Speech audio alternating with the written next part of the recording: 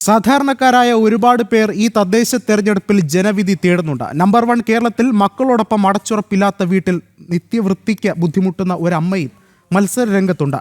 കൊല്ലം പരവൂരിലെ പുറ്റിങ്ങൽ വാർഡിൽ NDA സ്ഥാനാർത്ഥി നീതു എസിന്റെ പ്രചാരണ വിശേഷങ്ങൾ നമുക്ക് കാണാം.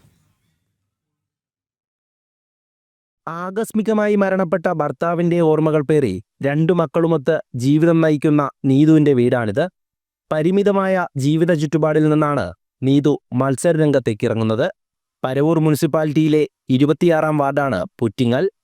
ഇത്തവണ NDA സ്ഥാനാർത്ഥിയായാണ് നീതു ജനവിധി തേടുന്നത്.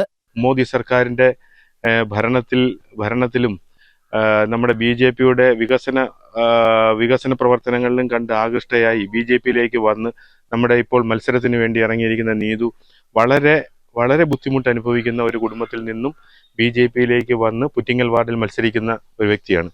അതിനെ ഈ വരുന്ന ഇലക്ഷനിൽ നമ്മുടെ ഈ വാർഡിലുള്ള എല്ലാവരും അവരുടെ സമ്മതിദാനാവകാശം താമര അടയാളത്തിൽ രേഖപ്പെടുത്തി നീതു എസിനെ ഒരു വലിയ ഭൂരിപക്ഷത്തോടു കൂടി വിജയിപ്പിച്ച് അതിനെ സഹായിക്കണം എന്ന് വിനീതമായി അഭ്യർത്ഥിക്കുകയാണ്.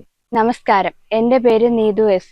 ഞാൻ കൊല്ലം ജില്ലയിലെ പരവൂർ മുനിസിപ്പാലിറ്റിയിൽ 26-ാം വാർഡ് പുറ്റിങ്ങൽ മത്സരിക്കുന്ന BJP സ്ഥാനാർത്ഥിയാണ്.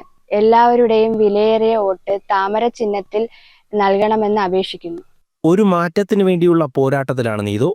തനിക്ക് മാത്രമല്ല, തന്റെ നാട്ടിലെ ജനങ്ങൾക്കും അർഹതപ്പെട്ട ആനുകൂല്യങ്ങൾ എത്തണമെന്ന ലക്ഷ്യത്തോടെയുള്ള പോരാട്ടം. വിജയിച്ചാൽ സാധാരണക്കാരായ ജനങ്ങളിലേക്ക് കേന്ദ്ര സർക്കാരിന്റെ വിവിധ പദ്ധതികൾ എത്തിക്കാനും വാർഡിലെ അടിസ്ഥാന സൗകര്യങ്ങളുടെ അപര്യാപ്തതയ്ക്ക് പരിഹാരം കാണാനും സാധിക്കുമെന്ന ആത്മവിശ്വാസത്തോടെയാണ് നീതു ഓരോ വോട്ടർമാരെയും കാണുന്നത്. ജനം, കൊല്ലം.